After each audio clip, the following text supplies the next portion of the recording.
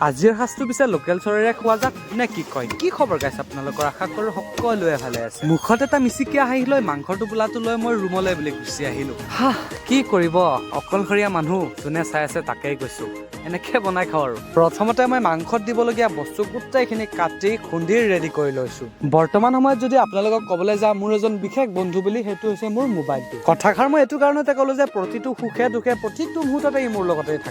ৰ'ব আপোনাক কথা এটা কওঁ, আজি কিন্তু মাংসত নতুন বস্তু দুটা এড কৰিছোঁ। সেইটো হৈছে চেনি আৰু এটা হৈছে তেজপাত। যিহেতু ৰুমত অকলে থাকোঁ, গতিকে সুখে দুখে আপোনালোকেই মোৰ লগৰী। গতিকে আপোনালোকে ভিডিঅ'কেইটা ক'ৰ পৰা চাই আছে এটা কমেণ্ট কৰি দিবচোন।